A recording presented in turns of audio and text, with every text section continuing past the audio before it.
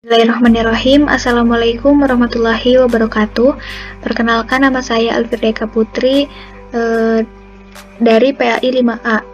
Pada kesempatan kali ini saya akan memaparkan materi mengenai media pendidikan dan sumber pembelajaran. Pada pembahasan kali ini saya akan menyampaikan beberapa submateri yang diantaranya yang pertama ada pengertian alat atau media pendidikan. Kemudian ada jenis alat atau media pendidikan. Pada bagian materi ini dibagi menjadi dua. Yang pertama ada alat pendidikan yang bersifat benda dan alat pendidikan yang bukan benda. Kemudian ada pengertian sumber pembelajaran. Yang selanjutnya juga ada macam-macam sumber belajar. Macam-macam sumber belajar ini dibagi menjadi dua sumber, yaitu yang pertama ada sumber pokok dan yang kedua ada sumber tambahan. Yang selanjutnya ada fungsi dan pemanfaatan sumber belajar. Langsung saja pembahasan yang pertama, yaitu ada pengertian alat atau media pendidikan. Alat adalah suatu yang dipakai untuk mencapai suatu maksud, sedangkan media berasal dari bahasa Latin yang artinya perantara atau pengantar. Zakia Derajat menyebutkan bahwa alat pendidikan sama dengan media pendidikan, yaitu sebagai sumber belajar ataupun dapat pula diartikan dengan manusia dan benda atau peristiwa yang membuat kondisi siswa mungkin memperoleh pengetahuan, keterampilan, dan pengalaman. Kemudian materi yang selanjutnya ada jenis alat atau media pendidikan. Para ahli telah mengklasifikasikan alat atau media pendidikan kepada dua bagian, yaitu alat pendidikan yang bersifat benda dan alat pendidikan yang bukan benda. Alat pendidikan yang bersifat benda, menurut Zakia Derajat, alat pendidikan yang berupa benda adalah media tulis seperti Al-Quran dan hadis, tauhid, fikih, dan sejarah, benda-benda alam seperti hewan, manusia, dan tumbuh-tumbuhan, gambar-gambar yang dirancang seperti grafik, gambar-gambar yang diproyeksikan seperti video, infocus, dan audio recording atau alat didengar seperti kaset, tip, dan radio. Sedangkan alat pendidikan yang bukan benda, alat pendidikan yang bukan benda berupa seperti keteladanan. Pada umumnya manusia memerlukan figur identifikasi atau uswah al-hasanah yang dapat membimbing manusia ke arah kebenaran. Untuk memenuhi keinginan itu, Allah mengutus Muhammad SAW menjadi tauladan bagi manusia. Ganjaran dan hukuman. Ganjaran itu adalah sesuatu yang menyenangkan yang dijadikan sebagai hadiah bagi anak yang berprestasi baik dalam belajar ataupun lainnya. Yang selanjutnya ada pengaruh alat atau media dalam pendidikan Islam.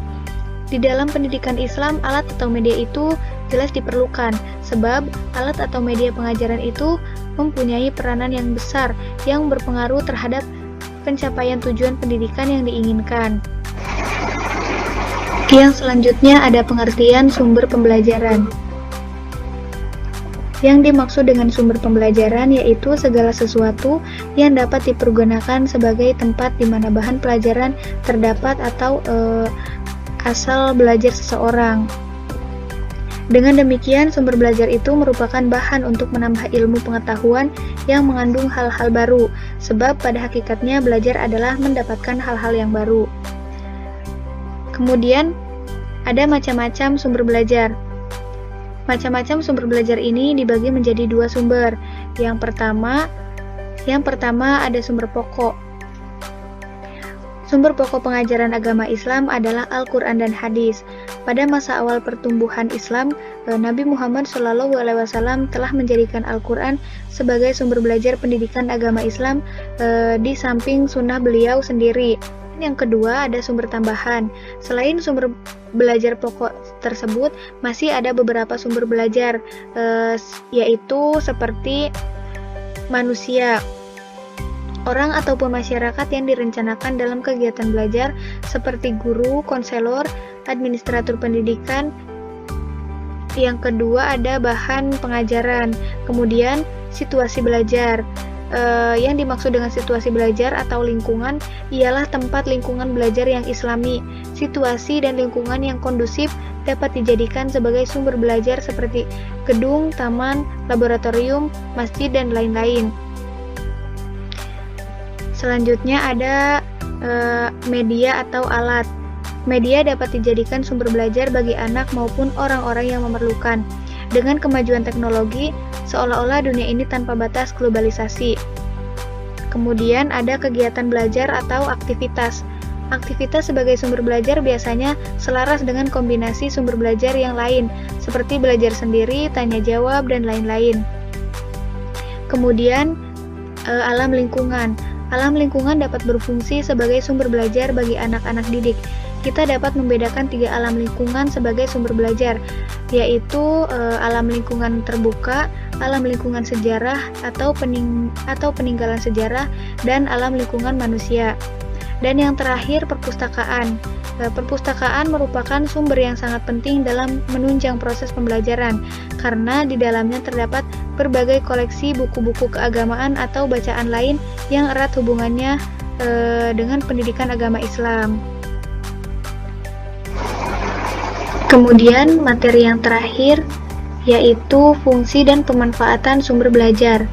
Menurut Zainuddin, fungsi belajar yaitu yang pertama ada meningkatkan produktivitas pendidikan dengan jalan mempercepat laju belajar dan membantu guru atau dosen untuk menggunakan waktu secara lebih baik.